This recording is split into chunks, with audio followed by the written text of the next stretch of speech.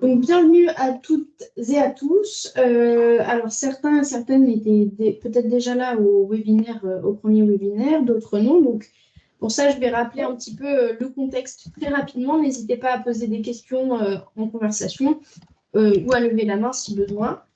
Le sujet de cette recherche-action, c'est la participation, évidemment, celle des jeunes à plusieurs échelles. Premièrement, à leur parcours, puis ensuite à la vie de la structure et du réseau des missions locales. Et puis, on se pose aussi la question de la place de la parole des jeunes dans les instances décisionnelles des missions locales pour ensuite se poser celle de leur présence dans la définition des politiques publiques qui les concernent. Euh, pour un petit peu problématiser cette recherche, on s'est posé les questions que vous voyez à l'écran. La participation des missions locales et en mission locale, quel partage des responsabilités, quels échanges et quels enjeux sociétaux. Donc, on a bien insisté sur des missions locales et en mission locale, puisque en mission locale, il y a tous les acteurs qui y sont, et on pense tout particulièrement aux jeunes, mais des missions locales, ça réintroduit aussi la place de la structure et de ses représentants, les professionnels, la direction et même les élus. En 2023, septembre 2023, on a commencé un cycle de mise en mouvement des parties prenantes, donc celles que je viens d'énoncer, les jeunes, les professionnels, les élus, avec donc 3 webinaires de sensibilisation comme on est en train de le faire aujourd'hui. Le premier vous sera envoyé, enfin la rediffusion vous sera envoyée à la fin en YouTube comme on a dit. Et puis 2 groupes de travail avec 2 publics cibles différents. Un pour destiné aux professionnels qui a déjà commencé et qui travaille principalement sur la mise en place d'un outil de mesure de la participation qu'on a présenté lors du webinaire 1. Donc ça, c'est un travail encore en cours qu'on présentera plus finalisé tout au long de ce cycle et à la fin de ce cycle. Et les groupes de travail sont aussi ouverts aux élus, enfin un autre, peut-être je m'exprime mal, un groupe de travail pour les professionnels, un autre pour les élus, dont le premier sera le 18 mars. Donc notez toute cette date, même si vous n'êtes pas élu, n'hésitez pas à aller voir les élus de votre structure en leur présentant, leur proposant et pourquoi pas même en leur donnant nos contacts si jamais ils ont des questions. Donc voilà, on a plusieurs temps de travail dédiés à des professionnels et des élus différents et 3 webinaires à la suite, le prochain étant la semaine prochaine, on en reparlera après. La recherche-action aujourd'hui, vraiment dans ce cycle de mise en mouvement, a plusieurs objectifs. Infuser le sujet de la participation dans le réseau, avec comme objectif de s'inscrire dans une démarche d'amélioration continue et faire en sorte que l'ensemble du réseau s'approprie la participation comme un élément complet de la culture commune. Donc pour nous accompagner dans ce cycle-là, qui a commencé en septembre et qui finira fin juin, même début juillet, Sylvia Wish, qui n'est pas là aujourd'hui, mais qui anime régulièrement nos groupes de travail, et Valérie Normand, qui nous aide aujourd'hui, sont 2 facilitatrices en intelligence collective et qui se relaient tout au long de ce cycle, à la fois pour nous aider à mettre en forme ces temps de rencontre et pour les débriefer et pour nous faire avancer un petit peu plus à chaque fois. Je passe la main à Valérie, justement, qui va nous donner les objectifs de ce webinaire-ci. Merci Amel. Bonjour à toutes et à tous. Donc les objectifs de ce webinaire, ça va être de partager les représentations que chacun de vous, de nous, peut avoir sur les autres parties prenantes, c'est-à-dire qu'est-ce qu'on a comme représentation des jeunes, des élus, des professionnels de mission locale. On aura un temps ensuite dédié à donner à voir et s'inspirer des pratiques de collaboration réussies entre élus, jeunes et agents publics dans un autre secteur que l'insertion professionnelle. Et puis, on aura un temps de mise en valeur des pratiques inspirantes du réseau des missions locales sur ce sujet. On est ensemble jusqu'à 15 heures maximum Donc, ce sera peut-être frustrant à certains moments. Les temps d'échange que vous aurez seront peut-être trop courts. Et en même temps, pour pouvoir respecter ce timing, c'est la condition. Mais les échanges pourront se poursuivre de manière asynchrone, bien évidemment. Et donc, sans plus attendre, je vous propose de vous présenter la première étape qui est comment partager ensemble nos représentations sur les différentes parties prenantes. Et pour ça, vous allez être répartis en petits groupes de 4 ou 5 personnes selon comment ça se divise avec le nombre que nous sommes. Et vous aurez 30 minutes pour réfléchir et partager sur vos différentes représentations. Donc concrètement, vous aurez pendant les 5 premières minutes un temps de réflexion individuelle pour vous dire, pour moi, un ou une jeune, un ou une élue de mission locale, un ou une professionnelle de mission locale, ça dit blablabla, ça fait blablabla, ça pense, ça ressent. Si vous vous mettez dans la peau d'une partie prenante qui n'est peut-être pas la vôtre, à quoi ça vous fait penser tout ça? Et ensuite, vous aurez un document comme celui qu'Amel est en train de présenter là, avec 4 cases qui sont qu'est-ce que pensent les jeunes des missions locales, qu'est-ce qu'ils disent, qu'est-ce qu'ils font, qu'est-ce qu'ils ressentent. Et vous pourrez compléter, tant pour les jeunes que pour les professionnels que pour les élus, ces différentes cases. Pour ça, dans les sous-groupes, on va vous envoyer un lien vers un document de travail partagé et on vous propose qu'il y ait un ou une personne qui soit en charge spécifiquement de la prise de notes dans les différents documents. Et puis, suite à ce temps d'échange, de réflexion individuelle, puis de partage, et que la personne qui écrive aura pris en note, on vous propose de prendre les 5 dernières minutes de votre temps en sous-groupe pour identifier quel est l'élément qui vous a surpris ou que vous avez appris durant cet échange sur chacune de ces parties prenantes. Et puis cet élément, vous pourrez ensuite le restituer en plénière, soit dans la conversation, soit par une prise de parole. On verra selon le temps dont on dispose. Donc pour la suite, vous allez être divisé en sous-groupes.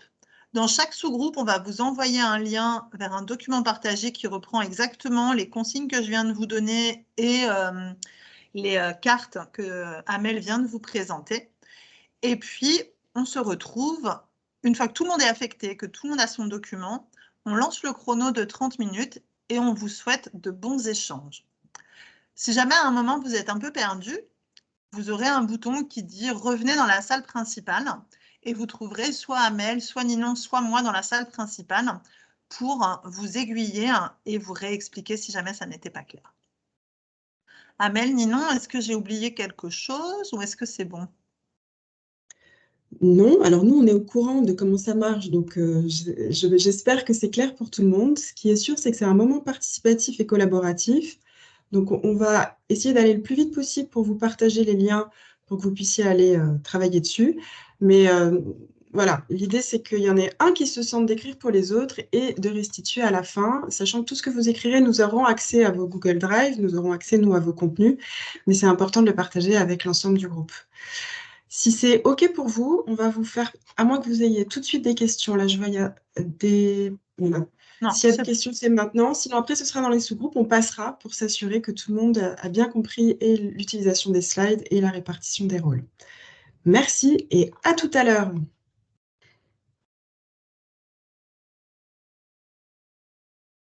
Parce qu'elles sont toutes rompues à l'exercice de la participation, en fait. C'est la Dream Team.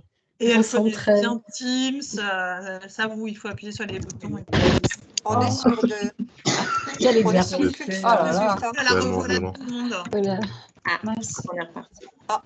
Alors, attention tout le monde, tous vos micros sont à nouveau ouverts. Attention. Je vais les couper, Peut-être c'est mieux de les couper, effectivement. Ouais. Eh bien, bienvenue à nouveau dans la salle plénière. C'est toujours très frustrant d'interrompre comme ça arbitrairement le temps d'échange des sous-groupes et en même temps, on a un timing à respecter. On s'est engagé à vous libérer à 15 h. Donc, Voilà, c'était obligé de vous ramener avec nous dans ce grand groupe. On a eu quelques soucis de Teams avec certains et certaines d'entre vous. On s'en excuse. Des gens ont erré dans des salles où il n'y avait personne. D'autres sont rentrés, sortis, enfin bref. J'espère que chacun et chacune a pu avoir au moins quelques minutes d'échange avec un ou une de ses collègues, quoi. Voilà maintenant le temps de la restitution. On s'est donné 10 minutes jusqu'à 14h35 pour ensuite avoir le temps d'entendre les principes. Ah, il y a un micro qui est encore ouvert. C'est moi, mais j'essaie de revenir dans la conversation, mais je suis perdu dans l'espace. Non, mais vous êtes dans la plénière, c'est bon, vous êtes bien avec nous. Il y a des cadres de partout, je ne vois plus personne. Je sais plus ce qui se passe. Pas vite, Oui. Saphir. Peut-être Ninon, elle va réussir à couper votre micro. Ouais, c'est bon. Saphir, j'ai désactivé ton micro. Tout va bien. Désolée, je n'avais pas vu. Alors, jusqu'à 14h35 pour la restitution, on propose que chaque groupe dans l'ordre, c'est-à-dire le groupe 1 d'abord, puis 2, puis 3, etc., puisse nous partager en 1 minute chrono peut-être l'élément ou les quelques éléments que vous avez retenus à la fin de votre échange. C'était la dernière diapo de votre document. Et alors, groupe 1, je ne sais pas qui est le rapporteur ou la rapporteuse de ce groupe 1, à vous de jouer. Ouvrez votre micro et parlez.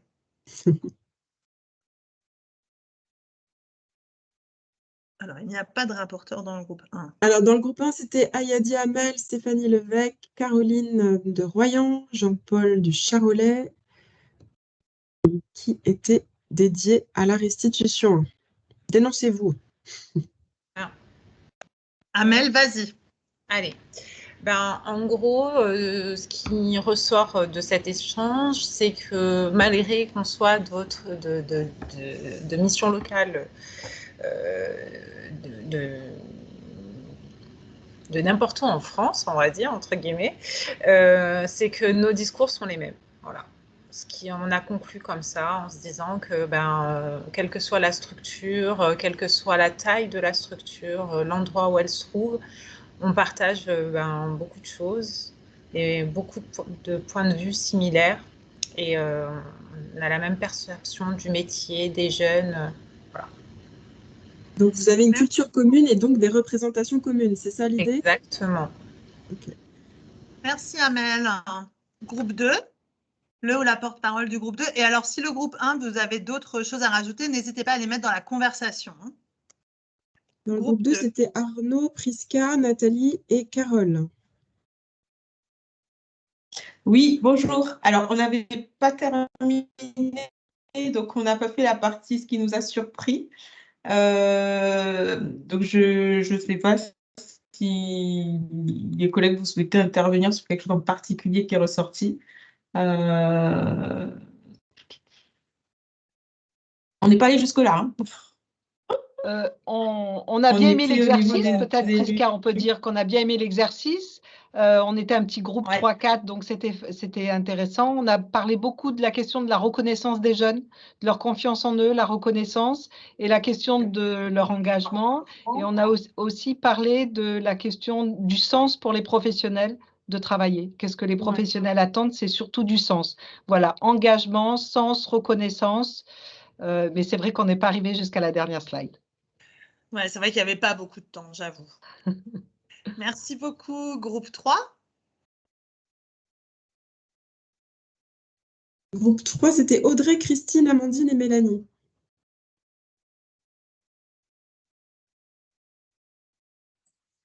Du coup, je ne sais pas si mes collègues ont encore le visuel, mais sinon, je vais le faire, il n'y a pas de souci. Donc, nous, ce qu'on a mis, pour ce qu'on avait découvert ou ce qui nous a surpris, pour les jeunes, c'était qu'ils exprimaient beaucoup le manque de sorties, qu'ils faisaient beaucoup d'ateliers en interne dans la mission locale, mais qu'il n'y avait pas suffisamment de sorties. Et si mes souvenirs sont bons, c'était principalement dans les zones rurales. Ensuite, ils exprimaient aussi beaucoup qu'ils avaient l'envie de voyager. Donc, pour des jeunes qui pouvaient avoir des problèmes de mobilité initialement, du coup, c'était assez surprenant, mais très intéressant. Pour les professionnels, on a mis que c'était avoir peur de ne pas faire assez bien. dans l'accompagnement qu'on porte aux jeunes ou ce genre de choses. Pardon. Et pour les élus, on a mis qu'il y avait peut-être dans les frustrations une méconnaissance ou une incompréhension du public jeune. Et donc, effectivement, ça pouvait être peut-être quelque chose qui était compliqué pour eux dans le sens de pouvoir répondre au mieux à leurs besoins en tant justement qu'élus au sein d'une mission locale. Voilà. Merci beaucoup, Amandine. Groupe 4. Groupe 4, c'était Solène, Julien, Saba, Philippe et Manuel. C'est toi. Oui.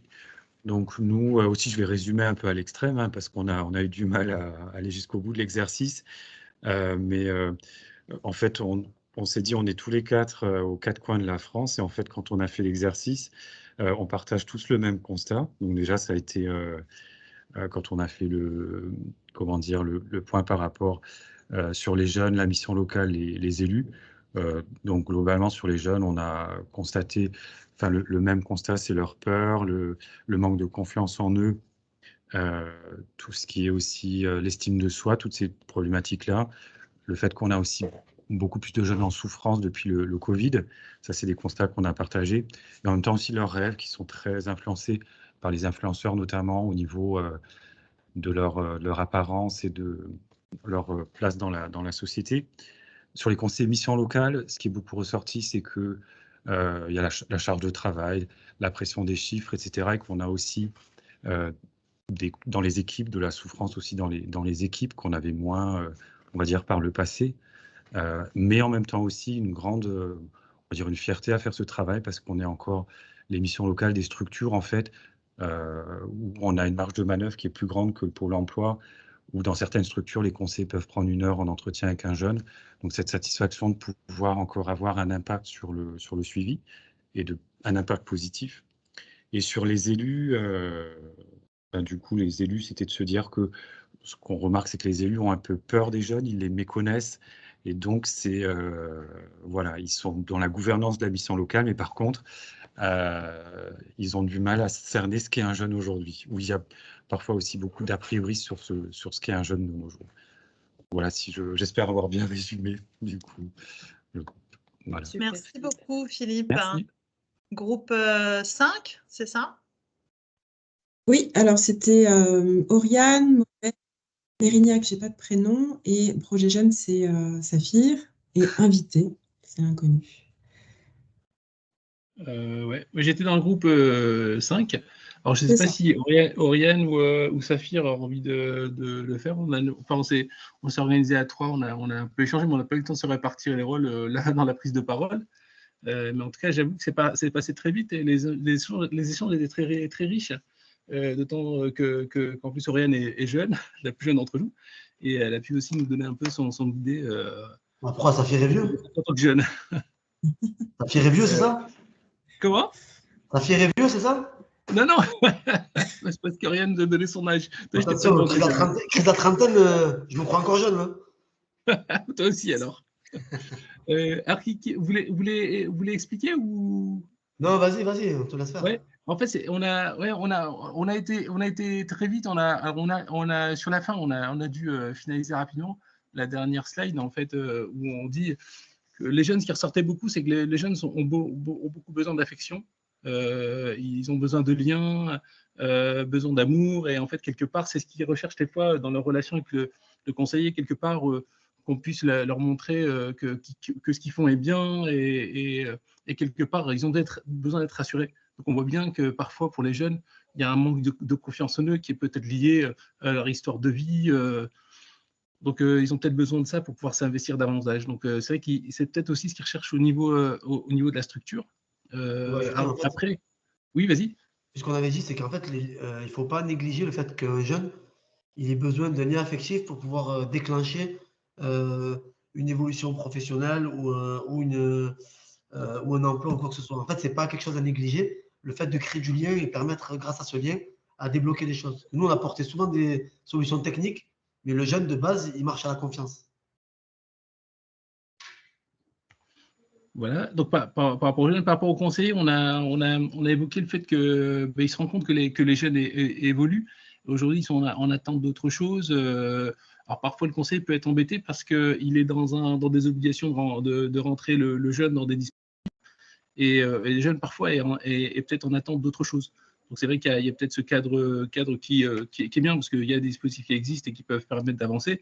Mais des fois, pour certains jeunes, ça peut être compliqué, parce que le jeune a peut-être besoin d'autre chose, de plus de temps. Donc il y avait ça. Puis après, concernant les élus, alors Oriane, je ne sais pas si tu veux dire quelque chose. Alors je pense que là, sur les élus, on avait dit que les élus, parfois, ont peut-être besoin aussi de mieux connaître les jeunes aujourd'hui. Parce que les jeunes ont évolué, peut-être mieux comprendre leur fonctionnement et leurs attentes réelles, quoi. Merci beaucoup. Voilà en résumé. Groupe 6. Groupe 6, Virginie, Mathilde, Gaëlle, Coralie. Alors, n'hésitez pas à compléter aussi les autres participants. Donc, on a très rapidement, donc, pour les jeunes et les professionnels, on n'a pas eu de surprise particulière. Reviennent les mêmes sujets qui ont pu être abordés dans les groupes précédents. Hein. Pour les jeunes, la notion d'être un peu perdu, de venir peut-être au début pour une aide financière et au final, il y a plein d'autres, ils ne disent pas tout dès le début et il y a des choses qui sont creusées au fur et à mesure. Pour les professionnels, la notion d'engagement qui est présente, même s'il peut y avoir aussi de la frustration avec beaucoup de charges administratives, parfois des manques de moyens. Mais l'idée vraiment de créer des relations de confiance, d'être en écoute active avec les jeunes. Bon, je le fais rapidement. Ce qui a le plus surpris, c'était sur les élus. On n'a pas forcément le même engagement des élus selon les missions locales. Donc, c'est un peu ça qui a été mis en avant. Merci Je le dis Mathilde. rapidement. Ouais. Et après, C'est aussi, obligatoire, rapidement, ouais. Pardon. Vas-y, Coralie. Ah, pardon. Oui, aussi, si je peux me permettre, c'est très personnel, mais j'ai eu beaucoup de mal à rentrer dans l'exercice, surtout de pouvoir dire ce qu'ils pensent ou ce qu'ils ressentent. J'avais vraiment l'impression qu'on était dans une psychologie de comptoir, moi, qui m'a mis très mal à l'aise.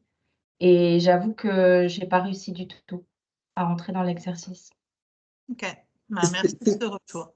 Merci, oui. C'était l'idée aussi de vous mettre dans la situation de beaucoup de décideurs, d'être que dans les représentations. Donc, c'était un peu aussi l'exercice de mise en miroir. La salle 7, Muriel, Stella, Vanessa, Frédéric. Allez, je me lance pour le coup. Donc effectivement, nous, on s'est arrêté à la slide 5, on a été coupé dans notre élan. Donc concernant les jeunes, en fait, ce qui est ressorti de très commun, c'est que effectivement, les jeunes arrivent avec un besoin qu'ils ont identifié eux, souvent avec une sensation d'échec, une peur du collectif, une peur d'être identifié comme un cas social, en venant à la mission locale avec une mauvaise image de l'institution. Et que petit à petit, en fait, si le lien de confiance se reconstruit, on se rend compte qu'ils ont des choses à dire, plus souvent en collectif. C'est là où émergent, en fait, des sujets dont on n'aurait pas pensé qu'ils aient envie de discuter, en tout cas dans ce cadre-là. Qu'est-ce qu'on a identifié d'autre? Tac, tac, tac, voilà, qu'il y a aussi une influence, du milieu familial avec une volonté souvent de le quitter, une volonté d'autonomie, de liberté, et paradoxalement un besoin d'être accompagné, de façon très appuyée sur certaines démarches. Alors on en a dit beaucoup plus, mais je vais essayer d'aller au plus court. Côté professionnel, effectivement, comme les autres groupes, on a fait ressortir, la question du sens, parfois de la frustration entre la réalisation des objectifs, le travail d'accompagnement qui a été réellement réalisé, et puis, toute la lourdeur administrative qui fait que parfois, en fait, les conseillers ne prennent plus le temps, de faire la place à cette participation du jeune, en fait, dans ce qu'il pourrait exprimer, sur ce qui le concerne. Et les élus, voilà, on n'a pas eu le temps d'atteindre le sujet.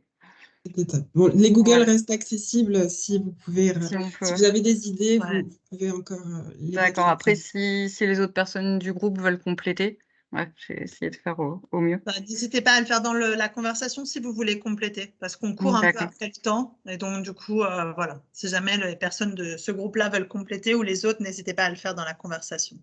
Ok. Plus que 2 groupes, le 8 et le 9. Dans Alors, le 8, j'ai Daphné et Rachida qui apparaissent. Les autres sont invités, j'ai pas leur prénom. Daphné, Oui, si Rachida veut bien, je peux prendre la parole pour le groupe avec, du coup, je suis accompagnée de Noé qui est jeune accompagné à la mission locale et qui a pu contribuer lui aussi à cet exercice. On n'a pas pu tout faire non plus, on a été un peu coupé et puis on est arrivé un peu en retard, on est désolé. Du coup, on est parti au niveau des jeunes de qu'est-ce qu'ils disent. Ce qui revenait souvent, c'était qu'ils n'arrivent pas forcément à joindre leurs conseillers, que les jeunes, eux, se plaignent souvent du retard des allocations SAIG et aussi qu'on ne fait rien pour eux. Voilà, donc c'est pas très positif, mais voilà. Qu'est-ce qu'ils pensent? C'est qu'on était parti, on a eu un petit débat sur le fait qu'ils souhaitaient effectivement trouver le job idéal, qu'on n'est pas sur une génération qui va passer par un premier job pour en avoir un deuxième, un troisième, etc. C'est Tout de suite, le truc parfait dès le début, en fait. Voilà. Et que effectivement, Rachida a expliqué qu'ils veulent vivre pour travailler. Non, ils ne veulent pas vivre pour travailler, mais travailler pour vivre. Enfin voilà, ils veulent vraiment du temps libre et puis c'est très important pour eux dans leur épanouissement d'avoir ce côté temps pour soi et de faire ses propres choix en fait. C'est ça. Ensuite, sur le côté, il faut qu'on dise tout comme ça sur les slides à chaque fois?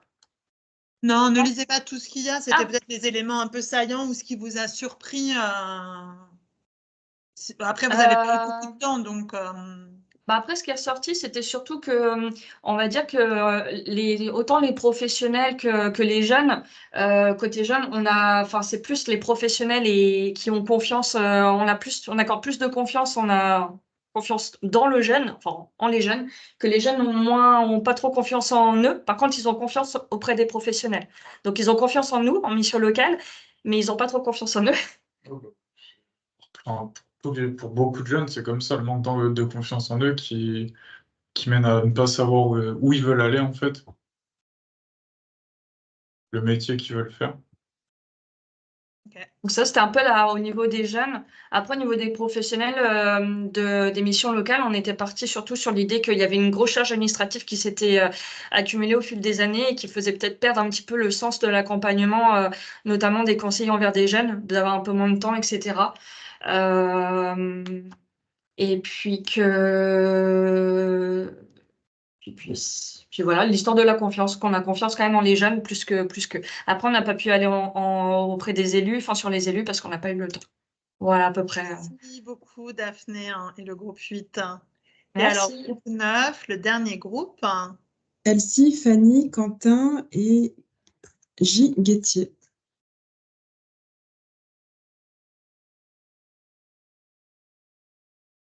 Je peux y aller si vous voulez, hein. Donc du coup, nous on a eu le temps de faire juste les jeunes, voilà, parce que ça lance des discussions. Donc ce qui nous a marqué, voilà, rapidement, c'est il y en a beaucoup qui cherchent à savoir pourquoi et comment. On parlait des dispositifs par exemple, comment ça fonctionne, etc. Il y a une volonté de savoir comment ça, pourquoi moi, pourquoi c'est comme ça, comment ça marche, et pour aussi des fois essayer de trouver les failles des choses qu'on leur propose. Et il y avait la notion de besoin de lien social qui, on en a parlé tout à l'heure, je ne sais plus qui a abordé ça, et j'ai mis un petit pouce parce qu'effectivement, il y avait, on a senti qu'il y avait besoin de lien, qu'un lien se crée entre le conseiller et le jeune accompagné. Voilà, c'est bon.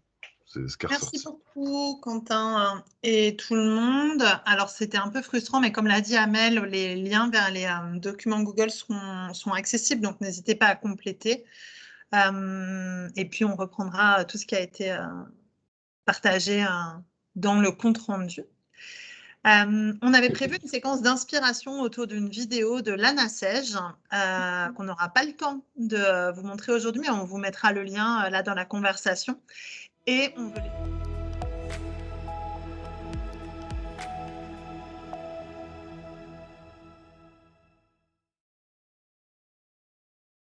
La NACEJ, c'est un réseau d'élus et de fédérations d'éducation populaire qui œuvre pour la promotion de la participation des enfants et des jeunes à la vie publique.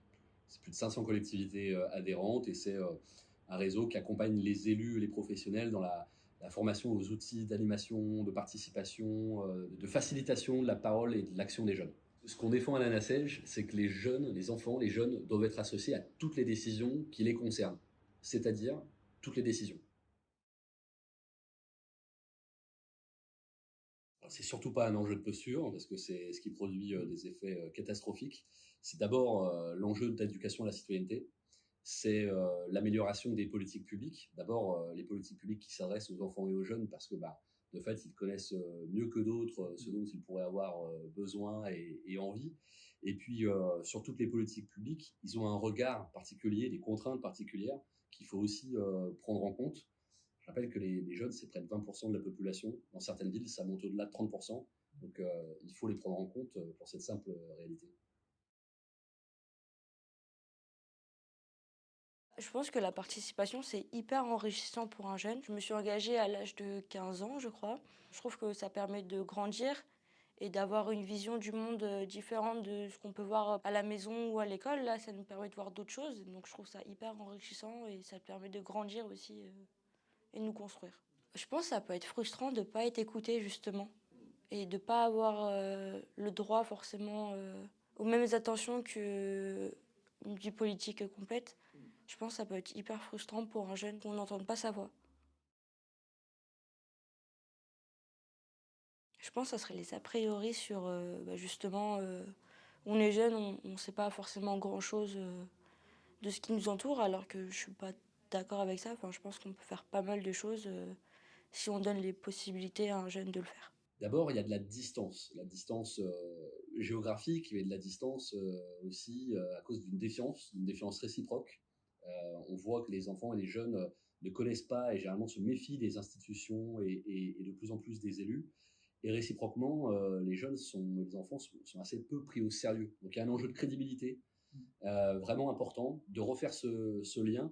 Et d'ailleurs, c'est aussi l'une des vertus des espaces d'interpellation des jeunes envers les institutions et réciproquement. Mais ça veut dire aller chercher les jeunes et les convaincre qu'ils ont effectivement toute leur place et qu'ils peuvent avoir un rôle à jouer. Il y a quelque chose aussi dont on doit convaincre les élus et les collectivités. On dit souvent que les jeunes sont pas engagés et qui sont individualistes. Et en fait, toutes nos études prouvent que, au contraire, c'est la génération la plus engagée. Ils ont un sens aigu de l'intérêt général. Et dès lors qu'on leur donne l'opportunité, ils vont tout de suite sur des actions de solidarité, d'environnement, de vivre ensemble. Et ils sont extrêmement créatifs en la matière. Et ils sont capables de donner beaucoup de temps pour ça. Je pense que déjà, les conseillers jeunes, ça peut aider. Enfin, en tout cas, je sais que dans la mairie de Palaiseau, on est extrêmement écoutés. Que les élus viennent souvent participer à nos réunions, ils nous posent des questions sur mettre en place des choses qui pourraient concerner les jeunes. Donc je trouve que c'est hyper important de pouvoir avoir des élus à l'écoute. Mais après aussi avoir des gens qui sont là pour dire il y a ça qui existe, vous pouvez faire ça aussi. Parce que des fois on est un peu perdu. Si on va pas forcément chercher, on a du mal à savoir quoi faire et qui fait quoi. Il faut passer par l'expérimentation pour rassurer tout le monde, élus, agents et jeunes. Et ça fait tout de suite généralement la démonstration derrière que ça fonctionne. Il faut créer des espaces d'interpellation d'abord. Quand je dis des espaces, c'est pas forcément des lieux ou des instances, mais c'est des moments, des cadres dans lesquels il peut y avoir échange entre les enfants, les jeunes et l'institution ou ceux qui la représentent. Donc vraiment cette notion d'espace, elle est vitale et il faut qu'elle soit appréhendée par les élus et par les services dans l'ensemble de leur processus. Il faut qu'ils intègrent le fait qu'il faut faire une place aux enfants et aux jeunes. Après, la suite logique de ça, ça veut dire qu'il faut former les agents et les élus parce que ça ne s'improvise pas le dialogue avec les enfants et les jeunes. Il y a des méthodes d'animation. Il faut susciter cette parole, leur donner confiance et ça demande de la redevabilité. Il faut aussi qu'on revienne vers eux. Quand on les fait participer, l'objectif, c'est pas de dire oui à tout ce qu'ils demandent.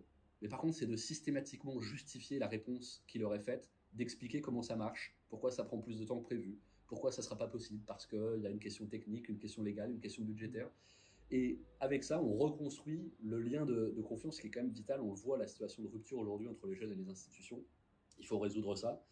Et puis après, il faut aussi outiller les jeunes, hein, l'accès à l'information, la construction de l'opinion et du débat, la vérification des faits, ce genre de choses, c'est des outils aussi qu'il faut donner aux jeunes pour leur émancipation. C'est de l'éduc-pop en fait. Je pense prendre le temps de les écouter, ça peut aider à les prendre en compte.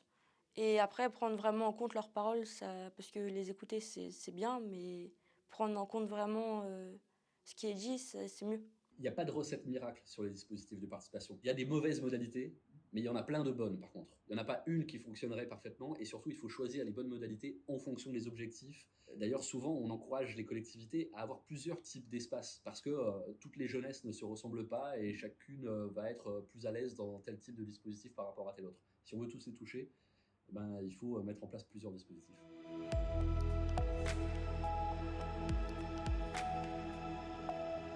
Conversation. Et on veut laisser la place pour terminer ce webinaire à deux interlocuteurs, ou interlocutrices de mission locale, qui vont nous présenter deux pratiques inspirantes. Elles auraient eu normalement 15 minutes, 7 minutes 30 chacune. On est un petit peu en retard.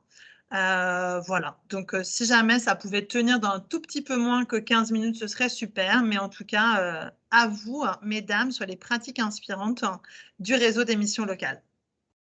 Alors, donc on a préparé ça avec quelques questions. Notre première intervenante, Audrey Véron de la mission locale Nord-Isère. Vous avez son contact à l'écran, qui va nous parler du projet Conseil consultatif jeune. Donc Audrey, justement, quel projet en cours d'élaboration de déploiement dans votre structure permet de se faire se rencontrer des jeunes, des élus et des professionnels? Donc oui, nous, on a mis en place à la mission locale Nord-Isère un conseil consultatif jeune. Donc ce conseil consultatif, il est composé de 15 jeunes. Alors, ils ne sont pas présents à chaque conseil, mais l'idée, c'était d'avoir au moins 6-7 jeunes à chaque conseil. Donc, on a un vivier de 15 jeunes. C'est des jeunes suivis par la mission locale. La majeure partie sont en CEJ actuellement. Voilà, on a quelques fidèles. Je pense que dans toutes les missions locales, il y a des fidèles, des jeunes fidèles qui adhèrent à un peu toutes les actions. Il est composé aussi d'un professionnel de la mission locale. Donc, c'est soit moi, donc je suis chargée de projet, ou une autre collègue qui est conseillère. On a aussi un élu. Donc, c'est notre vice-président de la mission locale. Il est aussi délégué à l'emploi et à l'insertion de notre PCI sur notre territoire. Et il est adjoint au maire. Voilà, c'est un élu qui est très investi et qui est accessible au niveau des jeunes.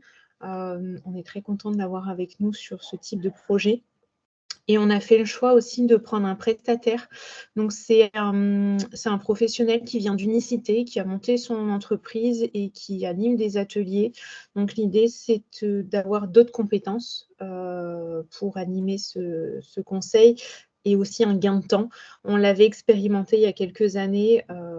On a manqué de temps. La synergie autour des jeunes a baissé et le projet s'est essoufflé. On a fait le choix de partir avec un prestataire. Donc, comment? C'est une rencontre toutes les 2 semaines. Au début, on avait dessiné le projet où on faisait une rencontre par mois, mais c'est compliqué de capter les jeunes et de maintenir la dynamique. Donc, on est parti sur une rencontre toutes les 2 semaines pendant 4 mois et après, on verra le rythme qu'on prendra. Donc, dedans, on a des ateliers thématiques animés par le prestataire et des groupes de travail. Un groupe de travail surtout autour de la citoyenneté et il y a un projet qui est en cours avec les jeunes qui sont dedans. Ils ont un projet on revient avec des discussions d'avant sur un séjour ou un voyage ou un événement.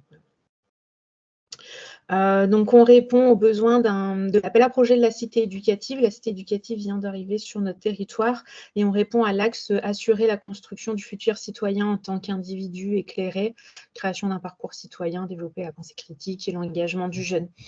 On répond aussi à un besoin des jeunes de les faire monter en compétences, donc travailler un projet, travailler en collectif, faire des comptes rendus, prendre des décisions ensemble. Voilà, c'est toutes des compétences transversales qu'ils pourront avoir et mettre en lien avec leur projet professionnel. Et ça nous sert à nous aussi à améliorer notre offre de service et éclairer le conseil d'administration. Donc pour l'instant, on n'est pas parti sur le projet que les jeunes intègrent le conseil d'administration. Pour l'instant, c'est plutôt une remontée de besoins qui remonte jusqu'au CA. On verra selon la dynamique du groupe qui se fait s'il y aura un siège au CA. Donc, vous voyez sur la slide tous les ateliers qui sont proposés par notre prestataire. Donc, on est vraiment sur le travail des représentations et la connaissance de la vie locale avec une compréhension de la vie politique. Il va faire un atelier voyage en 2030 glorieuse. Donc, c'est comment je me projette sur mon territoire dans quelques années.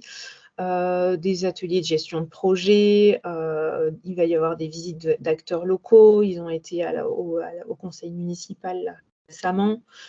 L'idée, c'est vraiment de démystifier aussi l'image politique chez les jeunes. Je ne sais pas si je suis dans le timing ou si j'avance. Alors, on va avancer un petit peu, mais justement, la question suivante est dans le thème. Les représentations, justement, comment est-ce que cette question est abordée et de quelle manière? Donc là, le dernier conseil consultatif, il était là il y a une dizaine de jours. Il y en a un justement cet après-midi. Il était il y a 15 jours et l'animateur a utilisé un World Café et du débat mouvant. Par exemple, sur le débat mouvant, il a posé la question est-ce utile de voter ou pas? Là, il y avait beaucoup de jeunes. On n'était pas loin de 20 jeunes. C'était vraiment tranché. Je pense que ça a été du 50-50 entre le vote est utile et le vote n'est pas utile. Le World Café a permis aussi de faire émerger pas mal de choses aussi. Ok. Alors, dernière question et une petite réponse. Est-ce que la représentation, les clichés, les préjugés qui peuvent être véhiculés par les différentes parties prenantes dans ce projet-là impactent la qualité des échanges et de quelle façon?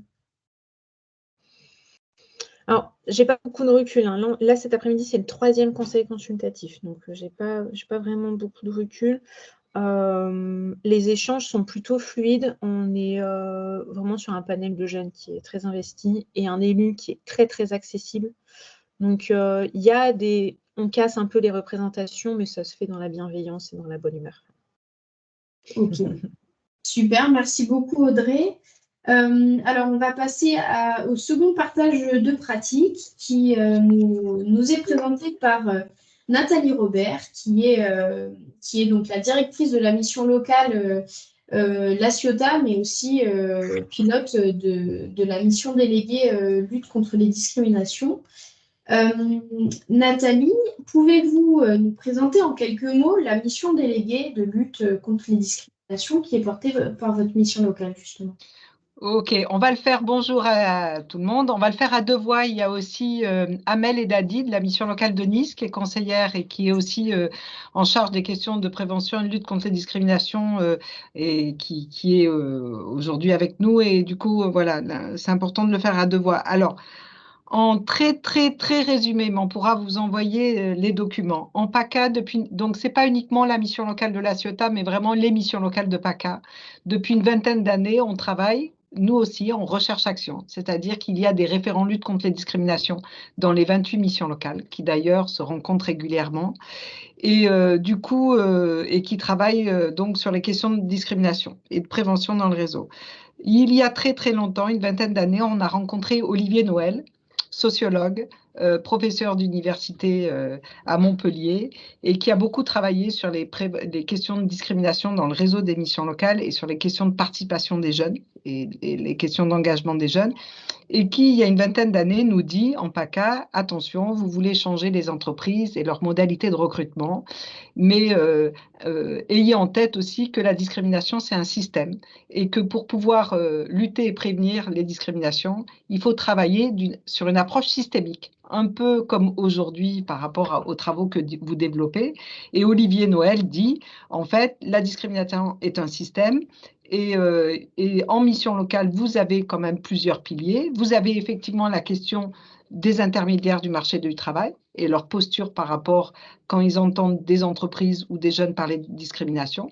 Un conseiller, par exemple, ou un directeur qui ne serait pas sensibilisé sur ces questions-là pourrait passer à côté aussi de la question de la parole des jeunes. Le deuxième pilier, c'est effectivement la question de la participation des jeunes. Comment on met en place dans les missions locales des ateliers participatifs de lutte contre les discriminations où les jeunes ont vraiment la possibilité et le sentiment de s'exprimer. Là aussi, c'est des méthodes, c'est un travail, c'est des mises à plat de notre pratique.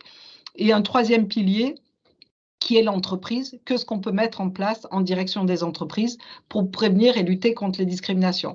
Parce qu'un conseiller qui dit, par exemple, en mission locale, c'est pas moi, ou j'envoie pas le jeune au casse-pipe parce que l'employeur a demandé des jeunes femmes et j'envoie pas de jeunes hommes. On sait aujourd'hui que c'est du pénal, qu'il y a du droit aussi sur les questions de non-discrimination. Un jeune qui se dirait, bah, moi, c'est pas la peine, je ne vais pas sur ce poste-là parce que je suis du mauvais quartier, je sais qu'on ne va jamais me prendre. Il est aussi dans ce processus de coproduction. Et une entreprise qui dit, c'est pas moi, c'est mes clients. Moi, j'embaucherais bien tel jeune de tel quartier, mais je ne peux pas, c'est mes clients. Il est aussi dans un processus de discrimination.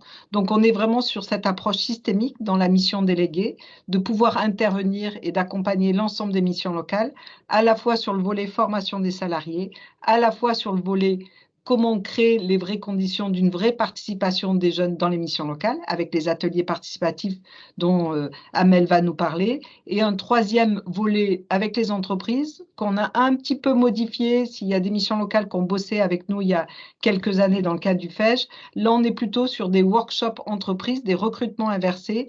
Les jeunes se mettent à la place des entreprises et l'entreprise à la place des jeunes. Voilà aujourd'hui notre approche qui est vraiment sur donc une approche systémique, une méthodologie participative, comme on déploie aujourd'hui dans ce webinaire. Ce qu'on souhaite aussi, c'est de dire qu'il n'y a pas de modélisation. Nous, c'était une expérimentation qu'on a eue dans une et plusieurs missions locales. Au départ, on était 4-5 missions locales en PACA, et puis ensuite 7-8, et puis maintenant on est 28 sur 28. Dans le cadre de la mission déléguée, on vous propose cette approche pour les missions locales qui le souhaitent, mais peut-être que d'autres missions locales font des très belles choses aussi. Et le plus intéressant, un peu comme aujourd'hui, c'est d'avoir ces retours d'expérience dans le cadre de cette mission déléguée. En tous les cas, pour nous, l'axe principal, c'est créer les conditions de participation des jeunes. On est autour du photolangage, puisque du coup, ça permet aux jeunes de pouvoir choisir des photos, de pouvoir ensuite décrire les discriminations. Mais d'autres missions locales, je pense notamment à Haute-Garonne, sont parties sur des films, sont parties sur plein de choses. Donc vraiment, c'est réfléchir autour de toutes les initiatives possibles. Notre fil conducteur, c'est que la place centrale des jeunes. Et c'est là où on rejoint beaucoup vos travaux. Alors, c'est vrai que historiquement, sur la Ciotat, on avait créé un film dans le cadre de l'automédiatisation qui était Discrimination, où est la solution? Ce film, il a une vingtaine d'années. Je crois qu'il est aussi en ligne, mais c'était déjà aussi les prémices de quelles sont les conditions nécessaires pour que des jeunes puissent s'exprimer. Et on sait souvent qu'un jeune qui s'exprime sur sa rencontre avec la discrimination, parfois, ça débloque d'autres choses au niveau de son insertion professionnelle.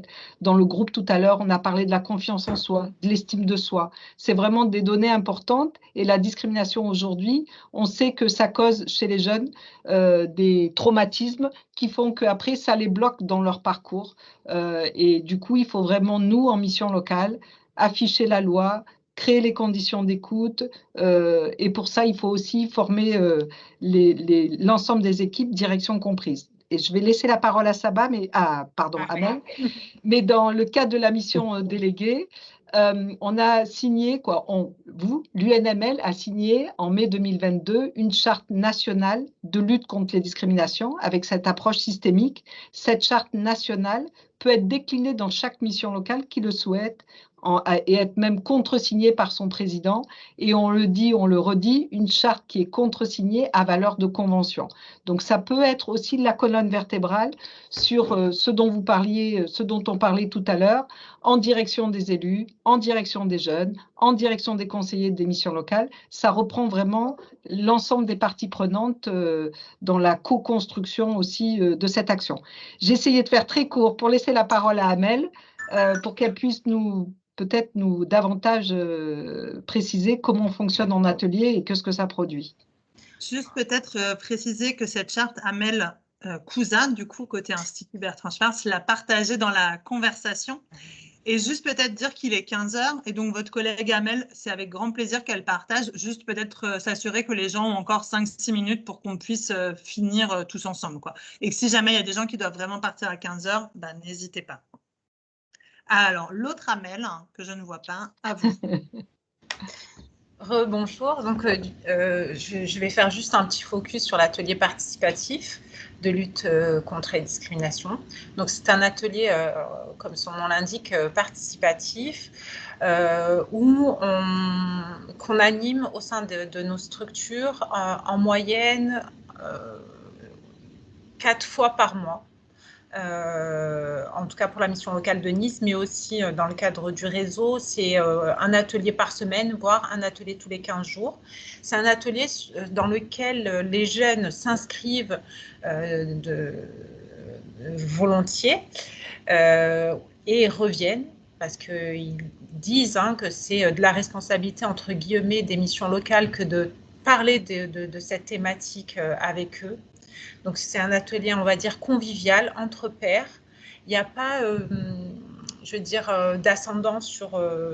c'est pas un cours magistral, etc. C'est vraiment libérer la parole des jeunes avec comme objectif développer le pouvoir d'agir.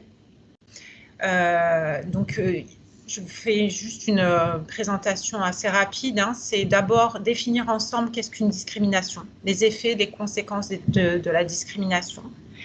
Identifier par le biais d'une question ouverte, où là, on va parler un peu plus des jeunes et des difficultés qu'ils rencontrent et des refus qu'ils ont pu avoir dans le cadre de leur parcours. On va décliner les critères, les 25 critères. Et puis, on va aussi parler de ce qu'ils sont, donc du coup,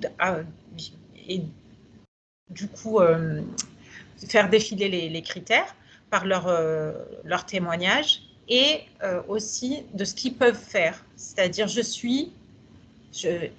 fais. Sur ce que je suis, on leur explique que là, c'est de la discrimination, mais que sur ce qu'on fait, on peut mettre en place des choses au sein des missions locales et ça nous permet aussi de présenter l'offre de services des missions locales. Et dans un second temps, comme le disait Nathalie, c'est le photolangage. Et là, tous ceux qui n'ont pas parlé en première partie, généralement, se lâchent parce que c'est des photos qui représentent beaucoup ce qu'ils sont, ce qu'ils peuvent être dans leur vie, dans l'histoire de leur famille, dans leur identité, dans l'histoire dans le parcours historique du monde et de la France aussi, avec ce qu'on a pu vivre en termes de discrimination inscrit dans les lois, parce qu'on a vécu des choses assez traumatisantes, notamment en France, et ça amène aussi les jeunes à s'investir encore plus, à demander à visiter des lieux historiques. Ils sont vraiment en demande d'aller plus loin. Ils développent aussi des projets au sein des missions locales et l'issue de ces ateliers, parce que quand ils passent par cet atelier, c'est aussi travailler l'estime de soi aussi par le biais de cet atelier, c'est aussi prendre on va dire en assurance. Quand ils reviennent pas pareil en mission locale. Ils s'investissent pas pareil dans leur parcours, mais aussi dans la vie de la structure. Qu'est-ce que je peux dire d'autre? Je pense que j'ai fait le tour. Ah oui, on a aussi, grâce à eux, développé des outils, parce qu'à la base, c'était le photolangage. On a aussi travaillé un quiz avec eux sur les questions non discriminatoires et aussi, dernièrement, un jeu de cartes sur les critères. Donc voilà, c'est des choses qu'on développe avec eux, qu'on co-construit avec eux. Ce qui, moi, m'encourage dans cette pratique d'animation, c'est que je vois souvent des jeunes revenir. Voilà, des jeunes qui reviennent 2-3 fois sur le même atelier. Moi, ça m'encourage et j'ai envie d'encourager tout le monde à rejoindre, si possible, la démarche. Merci beaucoup, Amel. On a mis les coordonnées de Nathalie dans la conversation pour que si des collègues sont intéressés pour en savoir plus ou avoir peut-être plus de détails sur l'atelier participatif que vous venez de présenter très rapidement. Oui, ça a été très rapide. Hein. J'ai essayé de regarder l'heure défiler. Peut-être juste rajouter, pardon, que la mission déléguée, c'est justement vous accompagner à internaliser ces compétences d'animateur d'atelier au sein de vos missions locales. Donc, Amel, Biram, les membres de la recherche action régionale PACA peuvent être amenés à aller dans vos missions locales ou vous pouvez aussi venir dans les missions locales de PACA, observer, participer à des ateliers participatifs. Voilà, la mission de la mission déléguée, c'est vraiment de pair à pair, accompagner et internaliser des compétences sur le volet animation d'ateliers participatifs, mais aussi sur le volet entreprise, animation des recrutements inversés. On reviendra pour vous expliquer, mais les recrutements inversés, les jeunes se mettent à la place des entreprises, les entreprises de jeunes. C'est aussi la mission déléguée. Voilà, je parle plus. Super. Et bientôt, des jeunes se mettront à la place des élus et des élus se mettront à la place des jeunes. C'est un futur défi que nous lancerons. Absolument. Merci beaucoup. Ouais, je sais que c'est un peu frustrant de devoir dire tout ça dans si peu de temps, mais 1h30, c'est déjà difficile de vous mobiliser tous sur 1h30 et c'est vrai que pour plus de temps, c'est toujours un peu compliqué. Mais bon, merci à chacune de votre participation, de votre temps de préparation et de présentation. Merci pour vos contributions. On a un 3e webinaire autour de la vie associative en mission locale qui a lieu le 9 mars à 13h30 encore. Le 9 février. 9 février, la semaine prochaine. Pardon, 9 février, puisqu'on avait un enjeu de réaliser les 3 webinaires avant les débuts des vacances scolaires. Et puis, on a les groupes de travail professionnels et élus qui redémarrent le 18 mars, si ma mémoire est bonne. C'est ça. Et donc, pour toute information complémentaire, les personnes à contacter seront Amel, Kouza, du coup, et Ninon, Sved, dont les coordonnées vont apparaître à l'écran et peut-être même en plein écran pour qu'on voit mieux parce que je crois que c'est écrit un peu petit. Ouais, voilà. Amel et Ninon qui, du coup, sont à la tête de cette recherche-action. 15h07, bon, presque. Amel, Ninon, vous voulez dire un mot de la fin? Le mot de la fin. On a été très en retard et impacté par la technique. On est désolé. Ce que ça me dit, ce que se renforce chez moi, c'est que vous avez tellement de choses à dire qu'il faut venir au groupe de travail pour partager, pour continuer à discuter et qu'on grandisse ensemble. Donc, n'hésitez pas à nous appeler pour qu'on vous fasse rattraper tous les épisodes précédents si vous les avez ratés. Et on est en entrée permanente. Donc, vraiment, n'hésitez pas à revenir vers nous. Pour les autres, on vous attend très bientôt pour la suite des travaux et pour relever tous les nouveaux défis à venir. Merci encore. Le webinaire 1 ? Le webinaire 3 ? Non, le 1, la vidéo. On avait dit qu'on partagerait le lien vers la vidéo du premier webinaire. On l'a promis. On peut le mettre dans la conversation avant que tout le monde s'en aille. Exactement. Je vous le mets tout de suite. Merci beaucoup. Merci à vous. Bonne suite de journée. Et au plaisir, j'espère, de vous retrouver le 9 février. Merci beaucoup dans les groupes de travail. À tous et aux pratiques inspirantes, très inspirantes. Oui, merci beaucoup. Bonne fin de journée. À bientôt.